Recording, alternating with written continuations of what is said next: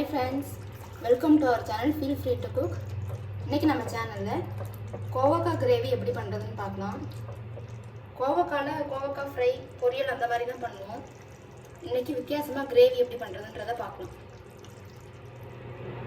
ஒரு pan heat பண்ணி 3 tablespoon oil add பண்ணிருக்கேன். ஆயில் ஹீட் ஆகட்டும். ஆயில் ஹீட் ஆயிடுச்சு. 2 பெரிய வெங்காயம் கட் பண்ணி வச்சிருக்கேன், அதை ஆட் பண்ணிக்கலாம். பெருசாலாம் கட் பண்ணி வச்சிருக்கேன். இதை நம்ம வதக்கிட்டு அரைக்க போறோம், அதனால பெருசாவே கட் பண்ணிக்கோங்க.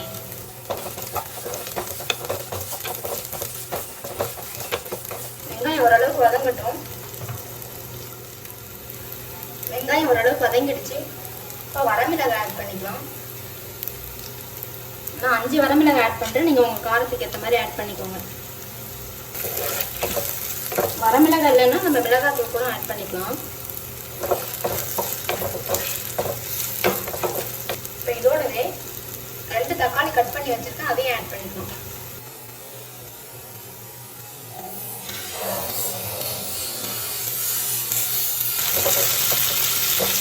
இதையும் நல்லா வதக்கிக்கலாம்.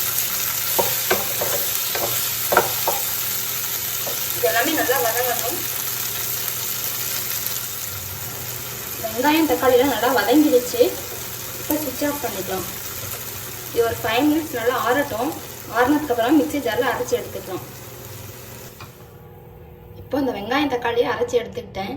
இப்போ ஆனியன் டொமேட்டோ பேஸ்ட் ரெடி ஆயிடுச்சு. ஒரு பேன் ஹீட் பண்ணி 4 டேபிள்ஸ்பூன் ஆயில் ஆட் பண்ணியிருக்கேன். ஆயில் ஹீட் ஆயிடுச்சு. 1/2 டீஸ்பூன் கடுகு ஆட் பண்ணிக்கலாம். கடுகு பொரியட்டும். கடுகு பொரிஞ்சிருச்சு. 1/2 டீஸ்பூன் சீரகம் ஆட் பண்ணிக்கலாம். இப்போ இதோடவே கருவேப்பிலை கொஞ்சம் நான் ஆட் பண்ணிக்கலாம்.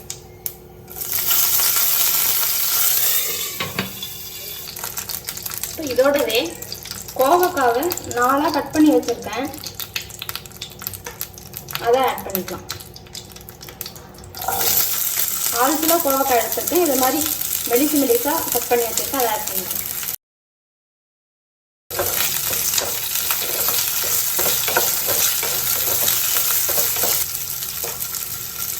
இது கொஞ்ச நேரம் எண்ணெயிலே நல்லா வதங்கட்டும். கிரேவிக்கு தேவையான அளவு சால்ட் ஆட் பண்ணிக்கலாம். எல்லாம் மிக்ஸ் பண்ணிக்கலாம்.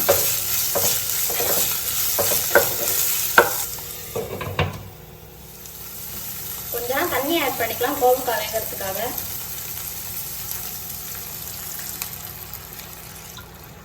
இப்போ ஒரு லிட்டு போட்டு க்ளோஸ் பண்ணி வச்சிடலாம்.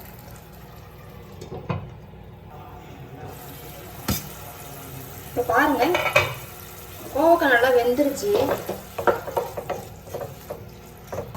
இதோட இப்போ நம்ம அரைச்சி வச்சிருக்க வெங்காய தக்காளி அந்த பேஸ்ட்டை ஆட் பண்ணிக்கலாம்.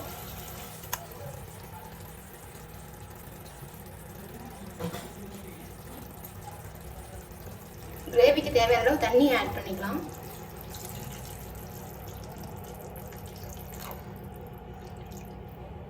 இது நல்லா மிக்ஸ் பண்ணிட்டு இருக்கணும்.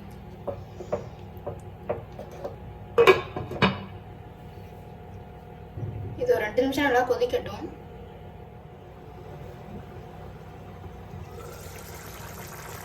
இப்போ பாருங்க, நமக்கு கிரேவி நல்லா கொதிச்சிட்டு இருக்கு. இந்த ஸ்டேஜ்ல உப்பு காரம்லாம் கரெக்டாக இருக்கான்னு பார்த்துக்கோங்க.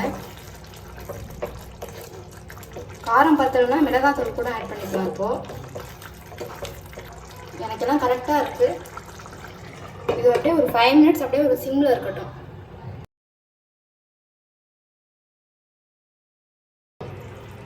இப்போ பாருங்க, 5 நிமிஷம் ஆகிடுச்சு. எண்ணெய் மேலே பிரிஞ்சு வர ஆரம்பிச்சிருச்சு. இந்த ஸ்டேஜில் ஸ்விட்ச் ஆஃப் பண்ணிக்கலாம். இப்போ நமக்கு டேஸ்டியான கோவக்காய் கிரேவி சூப்பராக ரெடி ஆகிடுச்சு. இது சப்பாத்தி, இட்லி, தோசை எல்லாத்துக்குமே நல்ல காம்பினேஷனாக இருக்கும். நீங்களும் செஞ்சு பார்த்து உங்களோட கமெண்ட்ஸை ஷேர் பண்ணுங்கள். இந்த வீடியோ உங்களுக்கு பிடிச்சிருந்தா எங்கள் சேனலுக்கு மறக்காமல் லைக், ஷேர் அண்ட் சப்ஸ்கிரைப் பண்ணுங்கள். தேங்க்யூ.